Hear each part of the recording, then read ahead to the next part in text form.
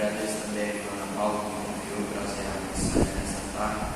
Sem perder de tempo, gostaria que os irmãos abrissem as suas Bíblias nos Salmos 133.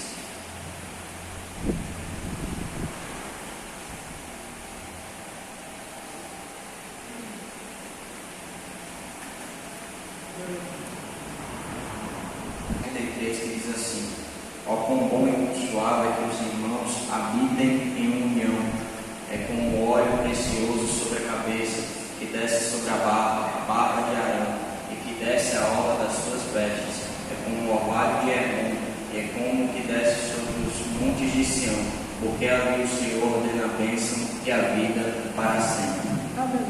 Meus irmãos, os cânticos dos degraus, ou os salmos de roupagem, são cânticos de peregrinação.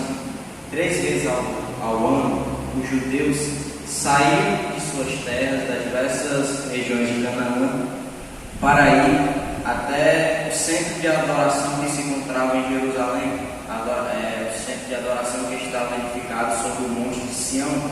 E eles iam cantando este salmo como expressão de agradecimento a Deus por mais aquela oportunidade de eles estarem indo adorar.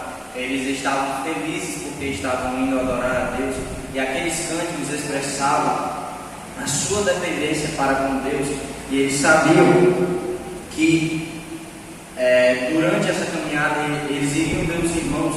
Então por isso Davi escreve esse salmo. Ele começa dizendo: ó, quão bom e quão suave é que os irmãos habitem em união. Aqui Davi expressa a sua felicidade, porque depois de tantas guerras civis no meio do povo de Deus, no meio do povo de Israel, após eles aclamarem por um rei, Deus deu o rei Saul, mas Saul não foi um rei bom. Então, depois de mais guerras, Judá vence e Davi assume o trono de todo o povo. Então, a partir dali, as guerras cessaram e a paz reinou sobre Israel. Então, a partir daqui, Davi está mostrando sua alegria. Ele usa 2 adjetivos muito bonitos, que é bom e suave, ou algumas versões que dizem que é bom e agradável a união entre os irmãos. E a partir daqui, ele usa essa união e compara essa união com 2 coisas, com o óleo e com o orvalho. No versículo 2 ele fala sobre o óleo que desce sobre a cabeça, que desce sobre a barba de Arão.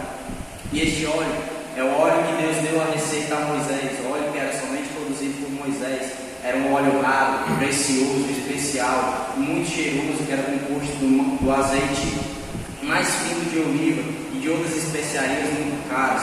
E este óleo só era usado na unção do sacerdote. O sacerdote que era representante de Deus para com o povo e do povo para com Deus. Então, a partir daí, quando Davi compara a união com esse óleo, ele está dizendo que esse óleo, que essa união é algo precioso. O óleo também era raro. Infelizmente, a união hoje no meio do povo de Deus é algo raro. Infelizmente, o que não era para ser, que o povo era para ser unido, mas a gente vê mais intriga do que união entre o povo. E a união é algo precioso, é algo especial, é algo agradável diante das narinas de Deus. É como o cheiro do óleo, que era agradável. E o óleo passava sobre a cabeça, sobre todo o corpo de Arão. E a principal comparação que Davi está fazendo é que este óleo que descia sobre o sacerdote, o sumo sacerdote, que representava o povo, quer dizer bênçãos para todo o povo enquanto eles estavam unidos.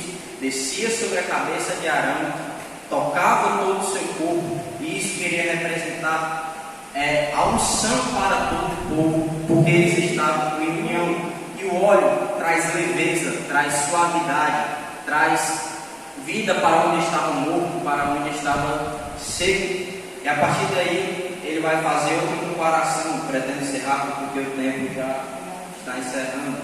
Ele compara também com o orvalho de Hermon. O Monte Hermon é o monte mais alto de Jerusalém. E no pé desse monte existem pequenos lagos, pequenos alagados ali da chuva. E quando o sol bate ali, essa água evapora, cria uma nuvem que cria o orvalho que cobre todo o monte. Só que ele fala do orvalho de Hermon que desce sobre o monte de Sião. Só que o monte de Sião é muito distante do monte de Hermon. E o que essa comparação é que o vento leva esse orvalho até o monte de Sião, o mesmo orvalho para os montes diferentes, a mesma bênção descendo sobre o povo. Então, o orvalho que cobria todo aquele monte de Hermon, o vento levava até o monte de Sião, e ali representava a beleza que o orvalho fertilizava toda a terra, a bênção, o renovo com a união do povo de Deus.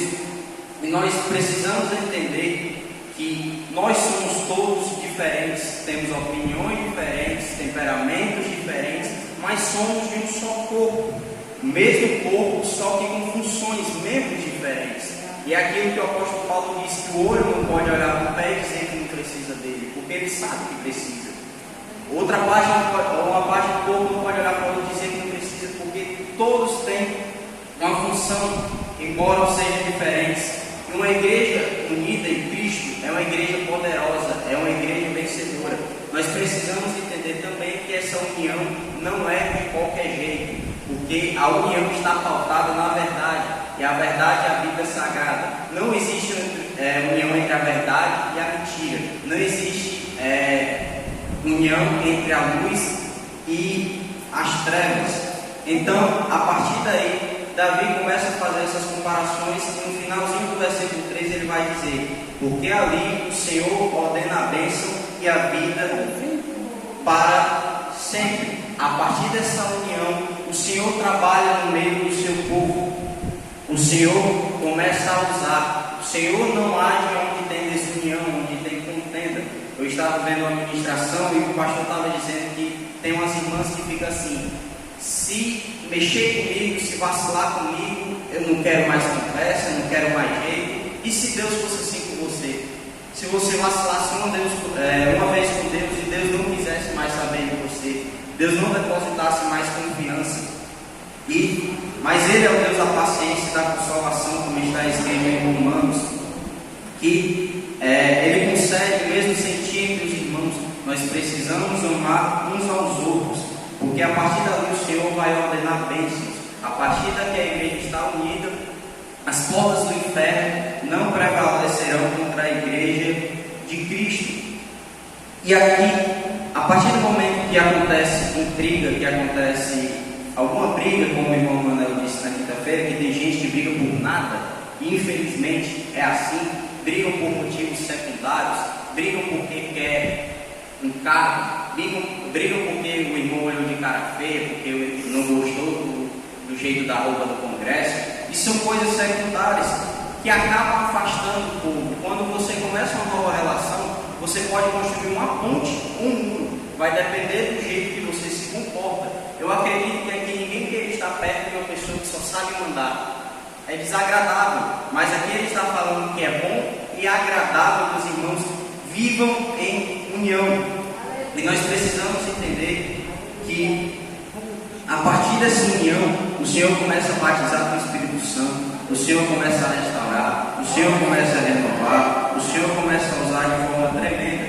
Porque se nós cantarmos de qualquer jeito, intrigado com o irmão, se nós cantarmos aquele louvor que o irmão é precioso, que somos corpos bem ajustados da boca para fora, não adianta de nada, não sobe com cheiro agradável ao Senhor, porque aqui está cantando que precisa do seu irmão, que o irmão é precioso, mas quando acaba o culto vai brigar com o irmão, vai fazer aquilo contrário que está dizendo no louvor. E a partir daí nós precisamos entender que se alguém diz que ama a Deus, mas está intrigado, está brigado com o seu irmão, a Bíblia me chama de mentiroso. Se você diz que ama a Deus e odeia o seu irmão, é mentiroso, como está escrito em João 4 ao 20. Porque aquele que não ama o seu irmão, a quem vê, não pode amar a Deus a quem não vê. Ora, tememos da parte dele este mandamento, que aquele que ama a Deus também ame a seu irmão. E nós precisamos seguir também a paz com todos. A paz é a santificação, senão ninguém verá o Senhor. Porque aqui nós somos um corpo, como está escrito, que uns foram designados para pastores, para mestres, para profetas, mas não é por causa disso que deixaram de ser igreja, não é por causa disso que deixamos de ser um povo. Funções diferentes, mas com o mesmo objetivo, que é adorar ao Senhor, que é levar a sua palavra. Uns foram chamados para pregar, para pastorear, para ser líder de algum departamento, mas isso não te torna mais alto, um nível mais alto. Isso só torna você mais corpo, um membro com mais uma função. Mas as funções são todas para adorarem o nome do Senhor. E Deus não vai agir numa igreja que há contenda. A igreja não vai ter credibilidade para pregar sobre paz se da igreja não há paz. Não dá para evangelizar sobre salvação se muitos aqui estão com contenda, com briga. Não tem credibilidade, não tem autoridade. A partir do momento que a igreja está unida, a partir do momento que estamos em um só pensamento, que é adorar o nome do Senhor, o Senhor manda mais pessoas. Porque muitas das vezes alguém lá de fora vai ver: eu vou para aquela igreja que os irmãos estão tudo brigados, eu vou para aquela igreja que é um falando mal do outro, que é um com inveja do outro, com fofoca. Não vou, não é agradável estar ali. Mas no momento que um conjunto se une, que um corpo se une, embora com funções diferentes, mas com o mesmo objetivo, a partir do momento que alguém lá de fora vai ver: olha, ali é o povo unido, ali é o verdadeiro povo de Deus. Embora hoje tenham muitas denominações, muitos pensamentos diferentes, nós somos mesmo assim um corpo de Cristo. Podemos não concordar com algumas coisas, com alguns pensamentos. E isso é a opinião de cada um, mas não é por este motivo que vamos brigar. Nós vamos para o céu, e só existe um céu, não existe um céu para cada um. Todos nós lá vamos viver unidos, cantando: Santo, Santo, Santo é o Senhor dos Exércitos. Nós precisamos ter união aqui, porque se no dia que Jesus voltar, tiver com contenda com alguém, não sobe. Eu estava vendo outra pregação outro dia, e o irmão estava dizendo que lá no mundo é muito fácil você resolver uma contenda. Você vai na delegacia, abre um processo, ou chama alguém, faz qualquer coisa. Mas aqui dentro da igreja é mais complicado, porque você tem que olhar para o seu irmão e pedir perdão. É muito mais complicado. Lá eu vou na delegacia, abro um processo, ganho na justiça, ou o que for. Mas aqui eu preciso olhar e dizer: meu irmão, me perdoa pelo que eu fiz. Mesmo você não estando errado, eu sei, porque tem gente que quando se volta não entende: o que foi? Eu não fiz nada. Eu não fiz nada, eu não estou errado. Mesmo assim, peça perdão, dê o primeiro passo, porque aí você vai estar bem com Deus. Porque se você não tem comunhão com seu irmão, você também não tem comunhão com Deus, como já está escrito. E a partir daí, nós precisamos entender que uma igreja unida é uma igreja vencedora. Uma igreja unida é uma igreja que Deus tem prazer em agir no nosso meio. Uma igreja unida é onde vai haver batismo, renovo, salvação, cura, seja lá qual for a necessidade de cada irmão. Nós precisamos nos unir para que o nosso louvor chegue, para que a nossa adoração chegue até o trono de Deus como um cheiro suave. A partir daí o Senhor vai começar a nos usar de uma forma tremenda. E aqui eu já agradeço a minha oportunidade.